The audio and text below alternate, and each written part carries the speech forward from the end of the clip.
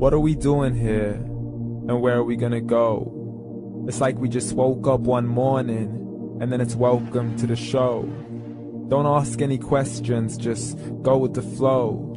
Make as much money as you can and try your best not to get broke. Copy everything you see on the TV, from the hairstyles to the clothes, and don't think too often, just do exactly as you're told. And if you ever get confused, then just turn towards the alcohol. You'll still hear your thoughts, then just turn up the radio as you learn to live a lifestyle of drugs, sex, and rock and roll. But in all honesty, I just need to know, is there more to the cycle than growing and getting old? Living and dying just to leave behind a happy home and a whole lot of property that somebody else is going to own. I just really need to know before the casket's closed, 'cause I'm not willing to gamble with my soul, nor am I ready to take any chances. These are just simple life questions and I'm just searching for some answers. Like, what are we doing here? And what is our purpose? How did we get here, and who made us so perfect? And what happens once we go, or is this world all really worth it? Questions we don't answer because apparently we don't really have to. There's no purpose to this life and our existence is merely natural. Then in that case, please let me ask you, did you create yourself, or was it somebody else who had fashioned you? 'Cause you're a being that's impeccable, faultless and unparalleled. You're a product of supreme intelligence and I'm merely being rational. For there isn't a camera on this earth that can come close to the human eye, nor a computer that can compete alongside the human mind. And if the whole world was to come together, we wouldn't be able to create a single fly. So many signs, yet we still deny. As science tries to justify that all this could come from none, when it's a simple sum. 0 plus 0 plus 0 cannot possibly ever give you 1. So from where did all this order come? But everything has its origins, a maker, a creator of its own. I mean, the only reason you're watching this video is because somebody had to press upload. So we can believe in the Big Bang, but I'd rather believe in He who caused it to explode. Allah, the creator of everything along with every single soul. The ever-living, the master, the only one who is in control. Unlike his creation, beyond our imagination. And no, he's not a man, nor does he have any partners in association. He's on his own. And no, he did not ever leave us alone. Just like every manufacturer, he left us with an instruction manual.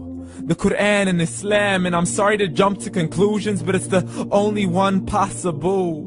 The only definition of God is the one and only supreme being. It's logical, a book with 0 contradictions, with miracles that are both scientific and historical, all revealed over 1400 years ago.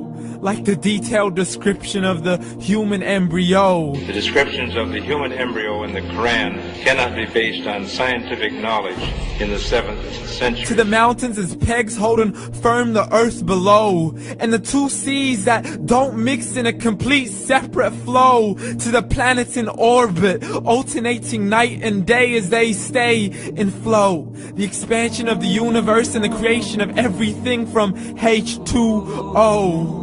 To the stories of the past and the preservation of Pharaoh. To identifying the lowest point in the land where Persia defeated Rome. The gushing fluid that created man in the glands between the ribs and the backbone. And not a word has changed, it's still the same. So please explain how all this was known over 1400 years ago.